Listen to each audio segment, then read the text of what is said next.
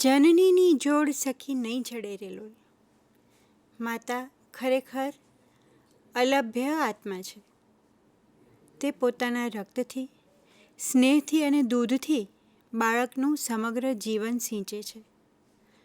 માતાનું દૂધ બાળક માટે પોષક તો છે જ, પણ એની સાથે સાથે તેનો માતા સાથેનો સંબંધ ગાઢ બનાવે છે. તો ચાલો, માતાનું દૂધ, સ્તનપાન કેવી રીતે અમૂલ્ય આહાર છે એ વિશે આપણે જાણીએ.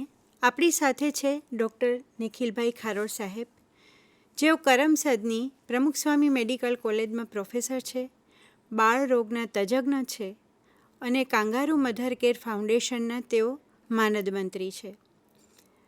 તેમના જ્ઞાનનો લાભ આપણે અવારનવાર મેળવતા રહીએ છીએ. તેઓ શ્રી યોગ પતંજલિમાં પણ અભ્યાસુ છે, સંગીતના પણ વિશારદ છે અને નામાંકિત કવિ લેખક પણ છે. ગુજરાતી સાહિત્યને તેઓ સમૃદ્ધ બનાવી રહ્યા છે. તો આજે હું તેમને બાયસેગના માધ્યમથી વંદે ગુજરાત ચેનલ પર હૃદયપૂર્વક આવકારું છું અને આજે આપણે સ્તનપાન વિશે તેમના જ્ઞાનનો લાભ લઈશું. સૌને મારા નમસ્તે.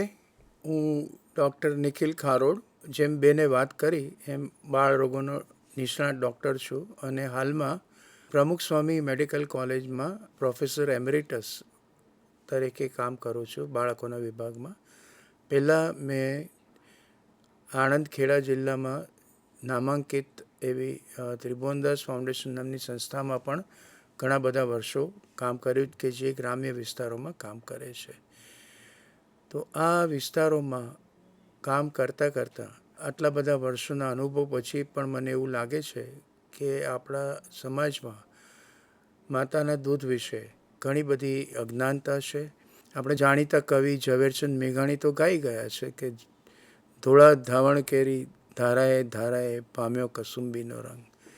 તો ધાવણમાં કેટલી શક્તિ છે એ આપણી પરંપરામાં બધાને ખબર હતી, પણ કોઈક કારણસર આજે આપણે એનાથી થોડા દૂર ગયા છીએ. તો ફરીથી એના વિશે વાત કરવાનો અવસર મેં ઝડપી લીધો છે અને કેટલીક વાતો એવી કરવા માગું છું કે જેથી આપણા મનમાં જે શંકાઓ છે એ દૂર થાય અને ફરીથી આપણે બાળકોને માના દૂધ તરફ પાછા લઈ જઈએ.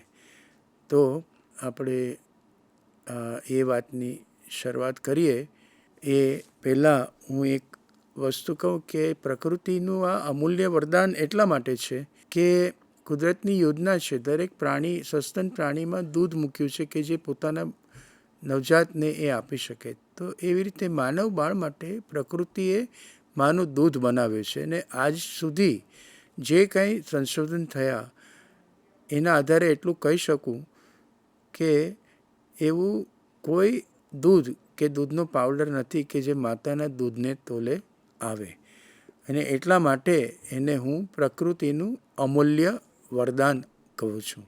તો સૌથી અગત્યની વસ્તુ એ છે કે દરેક માતા પોતાના બાળકને સ્તનપાન કરાવવા માટે સક્ષમ હોય છે. કોઈ માતાને દૂધ ન આવે એવું ખરેખર વિજ્ઞાન પ્રમાણે છે જ નહીં. પણ માતાએ શિશુને ધવડાવતા શીખવાનું છે અને શિશુએ પૂરતું ધાવણ મેળવતા શીખવાનું છે. આજના સંજોગોમાં એ એટલા માટે જરૂરી છે કે પહેલાં આપણા જે સંયુક્ત કુટુંબ હતા એમાં એક કોઈ અનુભવી સ્ત્રી હોય, બીજી નવી માતાને આ બધું શીખવાડી દેતી હતી. પણ આજના સંજોગો જુદા છે અને એટલા માટે તાલીમબદ્ધ કાર્યકરો આ પ્રાકૃતિક સંભાળમાં ખૂબ મદદરૂપ થઈ શકે તેમ છે. તો માતાએ શીખવાનું અને બાળકે પણ શીખવાનું, આ ક્રિયા બહુ અગત્યની છે. જો આપણે એટલું સમજીએ તો દરેક માતા પોતાના બાળકને સહેલાઈથી સ્તનપાન કરાવી શકશે. શિશુનું મહત્તમ પોષણ શું? તો એનો આપણે વિચાર કરીએ તો પ્રસૂતિ પછી તરત જ પહેલા કલાકમાં સ્તનપાનની શરૂઆત કરાવવી. 6 મહિના પૂરા થાય ત્યાં સુધી ફક્ત માતાનું દૂધ જ આપવું, પાણી સુદ્ધા ન આપવું, ભર ઉનાળામાં પણ.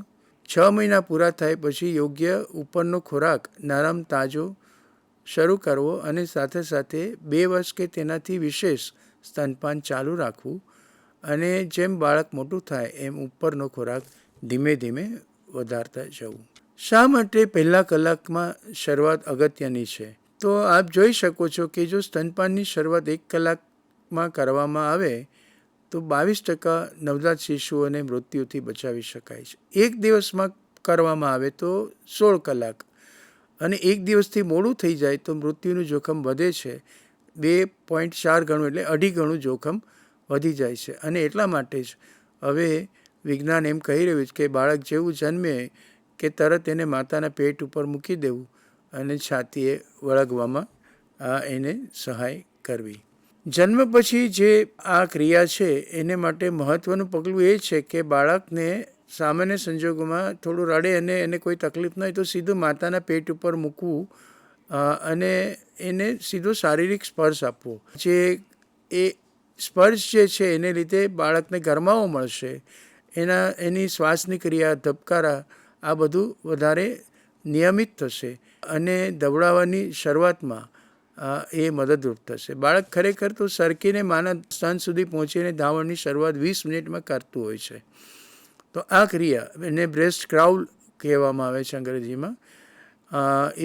એમાં આપણે વચ્ચે ના આવીએ અને જો સીધો સ્પર્શ આપીએ તો આપણે મદદરૂપ થઈ શકીએ છીએ. અને આનાથી ધાવણમાં વૃદ્ધિમાં સહાયરૂપ થાય છે આ ક્રિયા કરવાથી. અને લાંબા ગાળાની સ્તનપાનની સફળતા આ માત્ર 1 પગલાંથી આપણે મેળવી શકીએ છીએ. તો સીધો સ્પર્શ અનેક રીતે ઉપયોગી છે. લાગણીનો સંબંધ વધારે સારો થાય, ઓછો માનસિક તણાવ માતા અને શિશુમાં, અને શિશુને ચેપ લાગવાની શક્યતામાં ઘટાડો.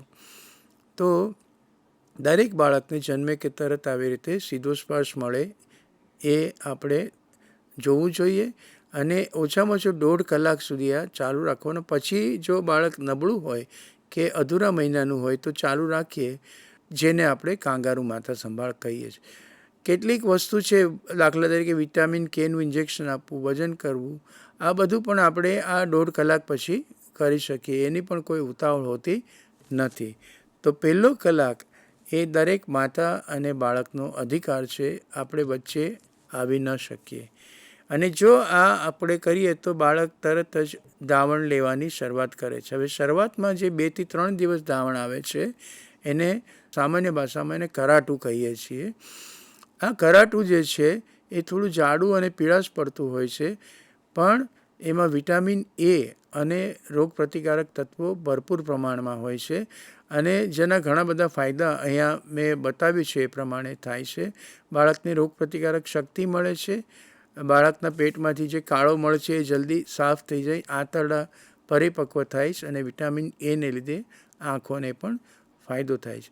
હવે એ પ્રમાણમાં ઓછું હોય છે એટલે ઘણા લોકો એવું કહે છે કે ધાવણ ન આવે કે ઓછું આવે, પણ ખરેખર એ શિશુની જરૂરિયાત માટે પૂરતું હોય છે.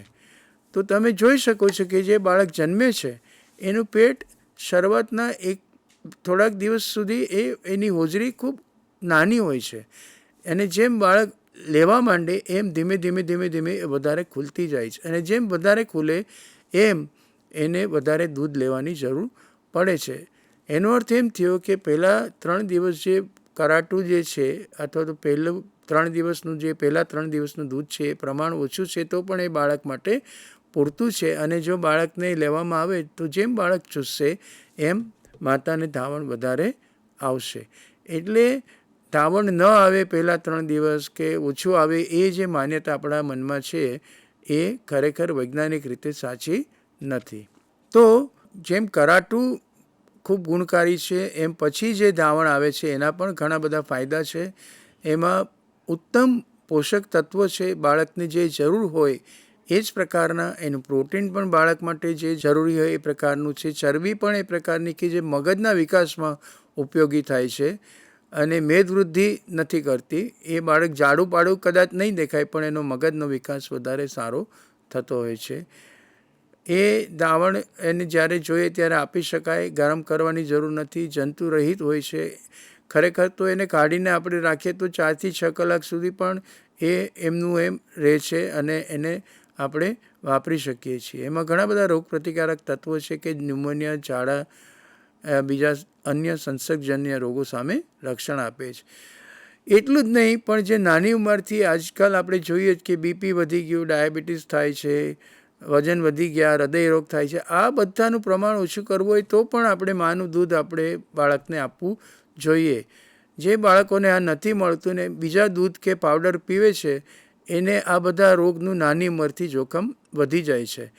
તો મિત્રો, તમે જાણવાનો પ્રયત્ન કરજો કે જેને નાની ઉંમરે હૃદયરોગ થયો એ બાળકોમાંથી, એ વ્યક્તિમાંથી કેટલાને માતાનું દૂધ મળ્યું છે. તો કદાચ આપણને આમાંથી રસપ્રદ માહિતી પણ જાણવા મળશે. કેટલાક કેન્સર પણ બાળકોમાં ઓછા થાય છે, અને એલર્જીમાં એક વિશેષ પ્રકાર છે દમની બીમારી, એનું જોખમ પણ બાળકને ઓછું થાય છે. શિશુને ધવડાવે માતા તો માતાને પણ કેટલો ફાયદો થાય છે. માતા અને બાળક વચ્ચે ભાવનાત્મક સંબંધ વધારે સારો બને છે. બાળકની વૃદ્ધિ અને વિકાસમાં વધારે સારા થાય છે. એના મગજનો વિકાસ પણ વધારે સારો થાય છે, અને બાળક ઠંડુ પડતું પણ અટકે છે. સાથે સાથે માતાને શરીરમાં ધવડાવવાથી જે ચરબી વધારે જમા થઈ હોય છે સગર્ભાવસ્થામાં, એ બધી ખર્ચાઈ જાય છે. તો એને પણ કેટલાક રોગોનું જોખમ ઓછું થાય છે. બરાબર, એનું શરીર ફરીથી સુડોળ તો બને છે, પણ સાથે સાથે એને બીપી, હૃદયરોગ વગેરે રોગનું જોખમ ઓછું થાય છે. રક્તસ્રાવ ઓછો થાય છે, અને સ્તન કેન્સર, બીજાશયનું કેન્સર, એવા રોગનું પ્રમાણ પણ ઓછું થાય છે. અને આ બહુ અનુકૂળ છે. જ્યારે માતાને ધવડાવવું હોય ત્યારે કોઈ પણ જાતની પૂર્વ તૈયારી વગર એ બાળકને ધવડાવી શકે છે. બધાને પરિણામે બીમારી ઓછી, માતા અને બાળક વચ્ચેના સંબંધો સારા, તો કુટુંબમાં લાગણીભર્યું વાતાવરણ જળવાય છે, અને બીમારીની માંદગીનો ખર્ચ પણ, સારવારનો ખર્ચ પણ ઓછો થાય છે. એ જ રીતે પર્યાવરણ માટે પણ આ પદ્ધતિ ઘણી સારી છે, કારણ કે બીજા કોઈ પણ દૂધ બાળકને આપવામાં આવે તો બળતણ, એનું પેકેજિંગ, એ બનાવવા માટેની ફેક્ટરીઓ વગેરેને લીધે પર્યાવરણને નુકસાન થાય છે. તો આ પદ્ધતિ પર્યાવરણ માટે પણ અનુકૂળ છે, અને આર્થિક વિકાસ માટે પણ મદદરૂપ થાય છે. તો બીજું કોઈ પણ આપણે દૂધ આપીએ અને એને આપવા માટે કે કોઈ પણ કારણસર બાટલીનો ઉપયોગ કરીએ તો એનાથી રોગોનું પ્રમાણ વધે છે. માતા જલ્દી સગર્ભા થઈ શકે છે. માતા અને બાળક વચ્ચેના ભાવનાત્મક સંબંધોમાં પણ અડચણ ઊભી થાય છે. માતાને બીમારીઓનું જોખમ વધે છે, કેન્સરનું જોખમ વધે છે. તો બીજું કોઈ પણ દૂધ આપવું એ માતા અને બાળક માટે ઈચ્છનીય નથી, અને બાટલીનો ઉપયોગ પણ ઈચ્છનીય નથી.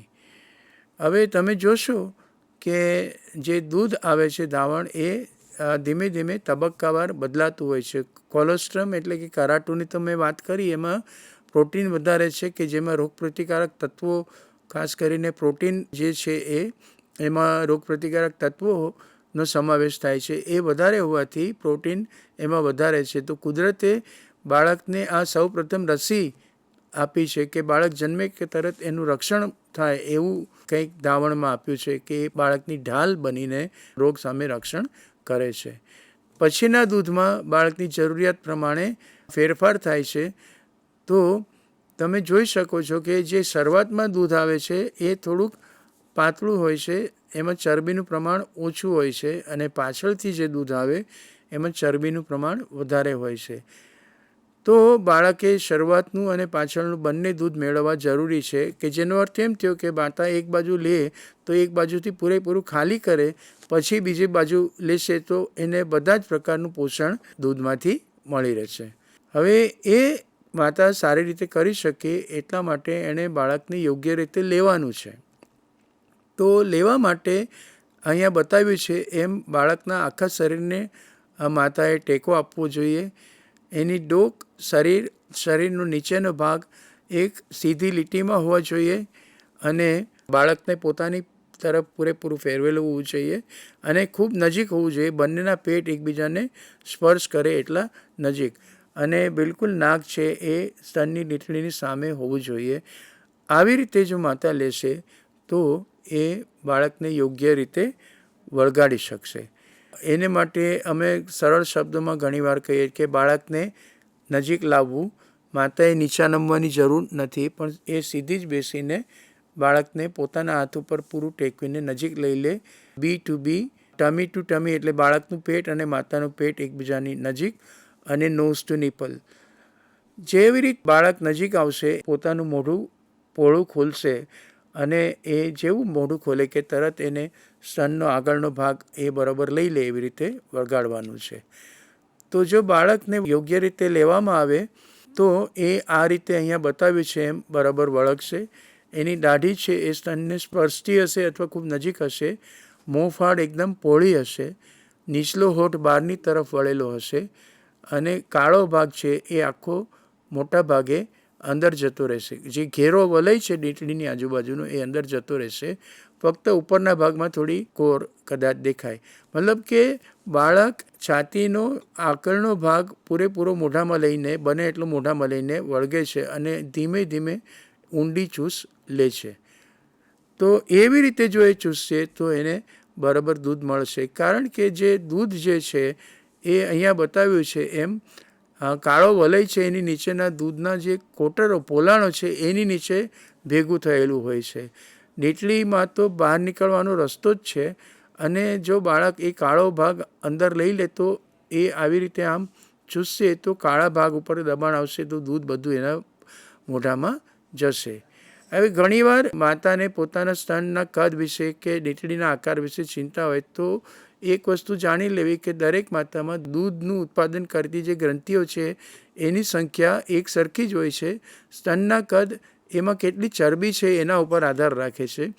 તો દૂધ બનાવવાની ક્ષમતાનો આધાર એના ઉપર નથી હોતો. એ જ રીતે ડીંટડીનું કદ નાનું મોટું પણ અગત્યનું નથી કે અંદર સેજ બેઠેલી હોય તો પણ. કારણ કે બાળક જો બરાબર એ કાળા વલય ઉપર વળગેલું હશે તો એ બરાબર ચૂસી શકશે. ડીંટડી પર ચૂસવાનું નથી. એટલે આ જાતની જે ચિંતા છે એ આપણે માતાની દૂર કરવી જરૂરી છે. હવે એને જે લેવાની રીત છે એટલે કે શરીરને ટેકો આપવો, સીધું રાખવું, નજીક રાખવું, આ બધા જે પાયાના સિદ્ધાંતો છે એ આપણે બરાબર અનુસરીએ તો માતા કોઈપણ સ્થિતિમાં બાળકને ધવરાવી શકે, સૂતા સૂતા પણ ધવડાવી શકે. અને સિઝેરિયન માટે ઘણીવાર માતાને ઉઠબેસ નથી થતી કે પડખું નથી ફરાતું તો કોઈ ખભા તરફથી બાળકને આવી રીતે બરાબર છાતીએ વળગાડે તો એ ધવડાવી શકે છે. તો આપણે આવા સંજોગોમાં માતાને મદદ કરવી જોઈએ. તમે અહીંયા જોઈ શકો છો કે માતાએ પોતે અઢેલીને ચત્તી સૂતી છે અને બાળકને ઉપરથી મૂક્યું છે. તો છેવટે માતાને જે સ્થિતિ અનુકૂળ હોય અને બાળકને જે સ્થિતિ ફાવતી હોય એ જ સૌથી સારી. કાંગારૂ સ્થિતિમાં પણ બાળકને માતા ધવરાવી શકે. એટલે છેવટે બાળકે જે સ્થિતિમાં હોય એ સ્થિતિમાં યોગ્ય રીતે વળગવાનું છે અને યોગ્ય રીતે ચૂસવાનું છે. તો જોડિયા બાળકને પણ આવી રીતે એ ધવડાવી શકે છે.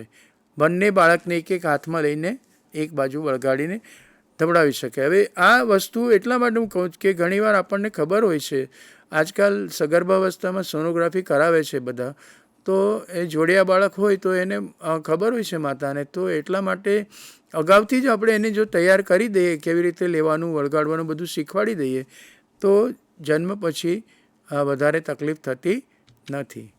બીજી અગત્યની વસ્તુ એ છે કે બાળકને ભૂખ લાગે ત્યારે ધવડાવવું જોઈએ. ઘડિયાળના કાંટે નહીં ચાલવાનું. મને ઘણીવાર બધા એવું કે 2 કલાકે આપો ને એવું બધું કહેતા હોય ત્યારે એક પ્રશ્ન થાય કે આપણે પોતે પણ ભૂખ ન લાગે ત્યારે ખાતા નથી, ભૂખ લાગે ત્યારે જ ખાય. તો બાળક ઉપર શા માટે એવો અત્યાચાર કરવો જોઈએ? એને ભૂખ લાગે ત્યારે જ ધવડાવવું જોઈએ. અને જો એવું કરશું તો એ બાળકને ધાવવાનો આનંદ મળશે અને એ વધારે સારી રીતે ધાવશે અને વધુ ધાવશે. ભૂખનું શરૂઆતનું લક્ષણ એટલે કે બાળક થોડું હલનચલન કરે, જાગૃત થાય અને સ્તન તરફ પોતાનું મોઢું ફેરવે, ત્યારે જ બાળકને લઈ લેવાનું. જો ત્યારે બાળકને ન આપીએ તો બાળક આપણને એમ કહે છે કે મને ખરેખર ભૂખ લાગી છે અને થોડું વધારે હલનચલન કરશે, હાથ મોઢામાં નાખશે વગેરે. ત્યારે પણ જો નહીં લઈએ તો એ રડશે અને રડીને આપણને બૂમ પાડીને કહે કે મને કેમ લેતા નથી, પહેલાં શાંત કરો ને પછી ખવડાવો. તો બાળક જો આવું રડવા માંડે ભૂખને લીધે તો પછી એને આપણે વળગાડવાનું થોડું મુશ્કેલ બને. પહેલાં એને શાંત કરવું પડે અને પછી જ એને વળગાડી શકીએ. એટલા માટે બાળકને શરૂઆતના લક્ષણોમાં જ ભૂખ લાગી છે એ પારખી લેવાનું. અને એ આપણે ત્યારે જ કરી શકીએ કે જ્યારે માતા અને બાળક એક સાથે હોય. માતા એક જગ્યાએ હોય અને બાળક થોડું દૂર સૂતું હોય તો એને એ ખબર પડશે નહીં. એટલે બંનેને અલગ ન કરવા એ વસ્તુ ખૂબ જરૂરી છે. તો જો બાળકને આ રીતે માતા લેશે અને વારંવાર ચૂસાડશે તો એને પ્રોલેક્ટિન નામના હોર્મોનને લીધે ધાવણ વધારે આવે છે અને રાત્રે ધવડાવવાથી પ્રોલેક્ટિનનું પ્રમાણ વધતું હોય છે, એટલે રાત્રે ધવડાવવું પણ અગત્યનું છે. એ જ રીતે વારંવાર માતા ધવડાવશે તો ઓક્સિટોસિન નામના હોર્મોનને લીધે દૂધને બહાર નીકળવામાં મદદરૂપ થાય છે અને એને લીધે બીજો એક ફાયદો એ પણ થાય છે કે ગર્ભાશય સંકોચાય છે અને માતાને રક્તસ્રાવ જલ્દી બંધ થઈ જાય. તો બંને હોર્મોનની ક્રિયાઓ બાળકના ચૂસવા ઉપર આધાર રાખે છે અને મતલબ કે બાળકને માતા લેશે, ધવડાવશે તો દૂધ વધારે આવશે, નહીં લે તો નહીં આવે, ઓછું લે તો ઓછું આવશે. એટલે કોઈ માતાને દૂધ ઓછું આવે કે નથી આવતું એવું કે ત્યારે હંમેશા યાદ રાખવું કે ક્યાંક એનો આત્મવિશ્વાસ લાગી ગયો અને એણે કંઈક બીજું આપવાની શરૂઆત કરી તો એને લીધે બાળકની ચૂસવાની ક્રિયા ઓછી થઈ ગઈ, એના મનમાં ચિંતા ઊભી થઈ તો ઓક્સિટોસિનની જે પરાવર્તી ક્રિયા છે એ નબળી પડી ગઈ અને પરિણામે બાળકને માતાનું ધાવણ ઓછું મળ્યું એના પરિણામે એણે ઉપરનું વધારે આપ્યું અને એ જે વિષ ચક્ર છે એ ચાલુ રહેવાથી ધાવણ ઓછું થઈ ગયું અથવા બંધ થઈ ગયું. તો એટલા માટે ક્યારેક માતા આવું કહે તો આપણે આ બધી બાબતોનો ખ્યાલ રાખવો જોઈએ. હવે એનું કોઈ સમયપત્રક એવું ખાસ હોતું નથી, માગે ત્યારે જ લેવાનું છે. 24 કલાકમાં ઓછામાં ઓછું 8 થી 10 વખત એ આપણે યાદ રાખવું, દિવસ અને રાત મળીને. પહેલાં 3 દિવસમાં ખાસ કરીને વારંવાર લેવાથી ફાયદો એ થાય છે કે ભલે બાળકને દૂધ ઓછું મળે પણ ચૂસવાની ક્રિયાથી બાળકનું ચૂસવાની જે એ ક્રિયા છે વધારે સારી થાય છે અને ચૂસવાને લીધે ધાવણ પણ જલ્દી વધારે આવવા લાગે છે. તો આ રીતે વારંવાર લેવું, 24 કલાકમાં 8 થી 10 વખત. બાળક લે ત્યાં સુધી લેવા દેવું, એક બાજુ ખાલી થાય પછી જ બીજી બાજુ આપવું. આ બધાના કારણો મેં અગાઉ બતાવી દીધા અને એને છોડે ત્યારે મૂકવું. આ બધી વસ્તુ ખૂબ જ અગત્યની છે અને રાત્રે પણ ધવડાવવાનું ખૂબ જ ઉપયોગી છે. ખાસ કરીને કોવિડના સમયમાં આ પ્રશ્ન ઊભો થયો હતો કે જો માતાને કોવિડ હોય તો એ બાળકને ધવડાવી શકે. તો કોવિડ અથવા બીજા અન્ય ચેપ લાગે છે એ ચેપમાં માતા જો બાળકને ધવડાવશે તો એના શરીરમાં જે ચેપ વિરોધી રોગ પ્રતિરોધક તત્વો છે એ બને છે એ ધાવણ મારફતે બાળકને મળશે અને બાળકનું રક્ષણ થશે. તો ધવડાવવાથી બાળકનું રક્ષણ થશે, ન ધવડાવવાથી એનું રક્ષણ નહીં થાય.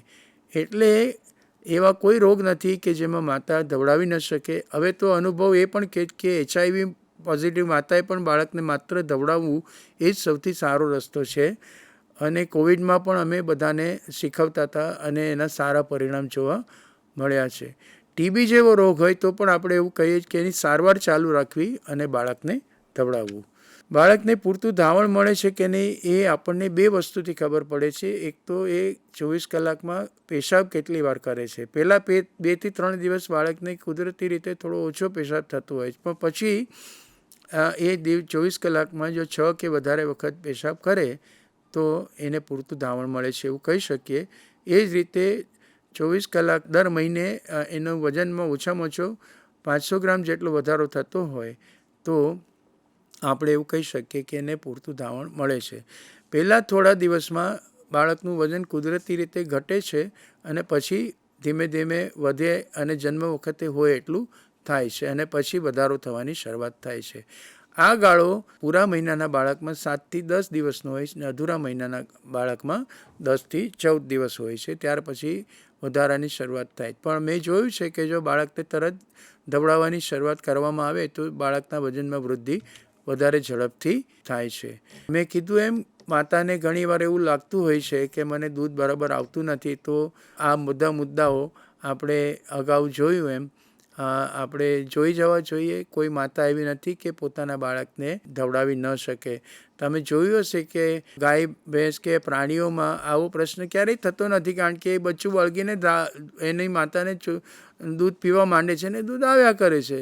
તો આ પ્રશ્ન આપણામાં શા માટે થાય? કારણ કે આપણે આ બધા બહુ વિચાર કરીએ છીએ અને બાળક અને માતાની વચ્ચે આવીએ છીએ અને પરિણામે આ બધા પ્રશ્નો ઊભા થાય છે. તો માતાનો આત્મવિશ્વાસ આપણે ફરીથી એનો ઊભો કરવો, એની લેવાની વળગાડવાની રીત, ખાલી કરે પછી જ બીજી બાજુ આપવો, આ બધી જે કેટલીક પાયાની વાતો છે, 24 કલાકમાં ઓછામાં ઓછું 8 થી 10 વખત, આ બધું આપણે એને શીખવવાનું જરૂરી છે. અને ઓછા વજનવાળું બાળક હોય તો એને ધાવણ પૂરું લેતા થોડો વધારે સમય લાગે તો માતાને એ પણ સમજાવવું જોઈએ કે એને શરૂઆતમાં વજન ભરાય નહીં ત્યાં સુધી એ બહુ જોર ન કરી શકે, એટલે એને થોડો વધારે સમય આપવો. અને આ બધી જ બાબતોનો પરામર્શ માત્ર સ્તનપાન માટે નહીં પણ કાંગારૂ માતા સંભાળ માટે પણ ઉચિત પરામર્શ કરવો જરૂરી છે.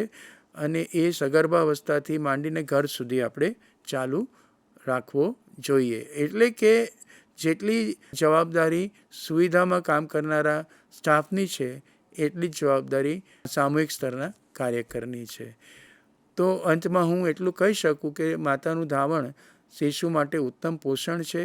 એના વૃદ્ધિ, વિકાસ અને રોગ પ્રતિકારક શક્તિમાં એ મદદરૂપ થાય છે. પહેલા કલાકમાં જ શરૂઆત કરવી જોઈએ. 6 મહિના પૂરા થાય ત્યાં સુધી બાળકને ફક્ત માતાનું દૂધ જ આપવું જોઈએ. અને પોતાના શિશુને પૂરતું ધાવણ આપવા માટે દરેક માતા સક્ષમ હોય જ છે એ બાબતે દરેક માતાને આપણે ભરોસો આપવો જોઈએ, એનો આત્મવિશ્વાસ વધારવો જોઈએ. એને કદાચ શીખવવાનું જરૂરી છે એટલા માટે એને લેતા શીખવવાનું છે, અને શિશુ બરાબર ચૂસે જ કે નહીં એ ક્રિયામાં આપણે મદદરૂપ થવાનું છે. એટલે માતાનો આત્મવિશ્વાસ ખૂબ મહત્ત્વનો છે કે જેને માટે આપણે પરામર્શ કરીને અગત્યનો ભાગ ભજવી શકીએ. તો હું આશા રાખું કે સ્તનપાન વિશે જે ખૂબ પ્રાથમિક માહિતી મેં આપી છે એનાથી આપણા મનમાં જે જાત જાતની શંકાઓ હોઈ શકે તે દૂર થઈ હશે. અને આના વિશે પણ આપણે વધારે જાણવું હોય તો ચિલ્ડ્રન્સ યુનિવર્સિટી આપણે મદદમાં આવી શકે, એના થકી હું પણ આપને મદદરૂપ થઈ શકું. તો આટલી વાત સાથે હું મારું વક્તવ્ય પૂરું કરું છું. ધન્યવાદ. ખરેખર માતાનું દૂધ એ સંજીવની છે અને બાળક માટે અમૃત સમાન છે. આ મહત્ત્વનો સંદેશ આપણને ડૉક્ટર નિખિલભાઈ ખારોડ સાહેબે આપ્યો. સ્તનપાન એ કોઈ એવી વસ્તુ નથી કે જેનાથી કોઈને લજ્જા આવે. માતા અને બાળકના સંબંધને ગાઢ બનાવતી ક્રિયા છે અને દરેક માતાએ એની ટ્રેનિંગ લેવી જોઈએ. એટલે આવી નાની નાની પણ ખૂબ મહત્ત્વની બાબતો આજે આપણને ખારોડ સાહેબે કરી. એના માટે ચિલ્ડ્રન્સ રિસર્ચ યુનિવર્સિટી વતી સાહેબ હું આપનો આભાર માનું છું. ધન્યવાદ. અને કોઈ પણ વાતની અમને વધારે જાણકારીની જરૂર પડશે તો અમે આપને ચોક્કસ યાદ કરીશું. આભાર. નમસ્તે.